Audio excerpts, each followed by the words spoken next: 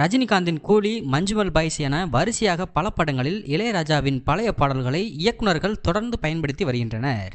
அவரும் ஒவ்வொரு முறையும் ஒவ்வொரு படத்துக்கு எதிராக நோட்டீஸ் அனுப்பி கொண்டே இருக்கிறார். கடந்த ஏப்ரல் 10ஆம் தேதி அஜித்குமார் நடிப்பில் வெளியான குட் பேட் அக்லி படத்தில் இளையராஜாவின் 3 பாடல்களை ஆதிக் ரவிச்சந்திரன் வரிசை கட்டி வைத்த நிலையில் தற்போது அதற்கு எதிராக இளையராஜா நோட்டீஸ் அனுப்பியுள்ளார். தமிழ்நாட்டிலேயே இதுவரை குட் பேட் அக்லி திரைப்படம் 100 கோடி ரூபாய் வசூல் செய்ததாக படக்குழு அறிவித்துள்ளது.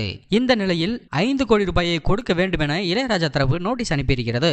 இந்த நிலையில் இதனை பார்த்த தயாரிப்பாளரும் நடிகருமான ஆர்.கே. சுரேஷ் இளையராஜாவை கடுமையாக விமர்சித்து தற்போது ட்வீட் ஒன்றை பதிவிட்டுள்ளார். அதற்கு கீழே இளையராஜாவுக்கு ஆதரவு தெரிவித்தும் எதிர்ப்பு தெரிவித்தும் ஏகப்பட்ட கமெண்ட்களை நெட்டிசன்கள் பதிவிட்டு வருகின்றனர். ஆதிக் ரவிச்சந்திரன் இயக்கத்தில் அஜித்குமார் நடித்த குட் பேட் அக்லி திரைப்படம் தமிழ்நாட்டில் 100 கோடி ரூபாய் வசூல் என ஜி.வி. பிரகாஷ் அறிவித்த நிலையில் உலகளவில் இந்த படம் 200 கோடி ரூபாய் வசூலை கடந்து விட்டதாக அஜித் ரசிகர்கள் கூறி வருகின்றனர். படத்தை தமிழ்நாட்டில் வெளியிட்ட ராகுல் 100 கோடி ரூபாய் வசூல் என்கிற அறிவிப்பை மட்டும் வெளியிட்ட நிலையில் உலகளவில் 100 கோடி வசூலா அல்லது தமிழ்நாட்டில் மட்டும் 100 கோடியா என்கிற கேள்வியை ரசிகர்கள் எழுப்ப ஜி.வி. பிரகாஷ் அதற்கு தெளிவான விளக்கத்தை தனது ட்விட்டர் பக்கத்தில் தெரிவித்துள்ளார். இளமை, இதோ, என் ஜோடி, மஞ்சக்குருவி மற்றும் ஒத்தருவா தாரின் உள்ளிட்ட பாடல்கள் குட் பேட் அக்லி திரைப்படத்தில் இடம்பெற்ற நிலையில் இந்த பாடல்கள் அனுமதியின்றி இடம்பெற்றிருக்கும் அந்த பாடல்களை தேவையில்லாமல் வேறு ஒரு இசையாக மாற்றி கொடுத்து விட்டார்கள் என்கிற குற்றச்சாட்டை முன்வைத்து இளையராஜா தரப்பு 5 கோடி ரூபாய் வழங்க வேண்டும் என வழக்கு தொடுத்திருக்கிறது.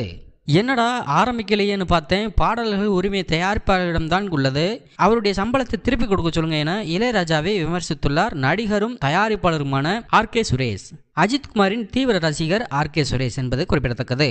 மேலும் இளையராஜாவுக்கும் இந்த பாடல்களின் உரிமைக்கும் எந்த சம்பந்தமும் இல்லை என அஜித் ரசிகர்கள் பதிலடி கொடுத்து வருகின்றனர்.